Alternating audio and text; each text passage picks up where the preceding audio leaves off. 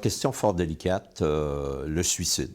Vous savez que chez les personnes âgées, ça existe aussi. On a tendance souvent à parler du suicide chez les jeunes, particulièrement chez les personnes homosexuelles.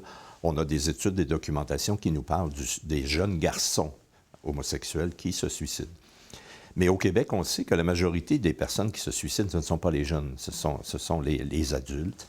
Et beaucoup de personnes qui arrivent en fin de vie, quand on est seul, hein, qu'on n'a pas de famille, on n'a pas de soutien autour de soi, il peut arriver que le suicide soit parmi les idées qui se promènent un peu dans notre tête.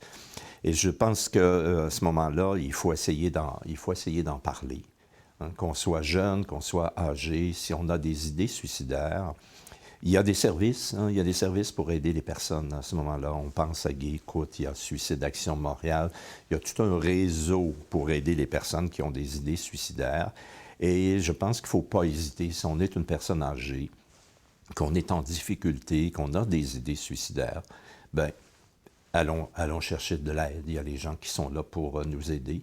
Et on dit souvent que le suicide, c'est pas une option.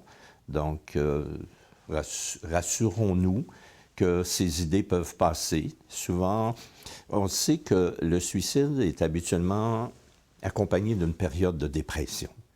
Et je dis aux personnes qui côtoient les personnes âgées, lorsque les personnes âgées, on constate qu'elles sont dépressives.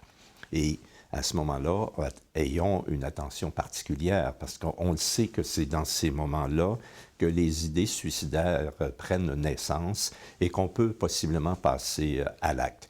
Donc, un critère pour la prévention, je pense que c'est l'état dépressif. Donc, le personnel médical particulièrement, qui côtoie les aînés, qui sont en dépression, je pense qu'on doit attacher une grande importance à cette question-là. Et on peut l'aborder, il ne faut pas avoir peur. On a toujours peur de parler du suicide.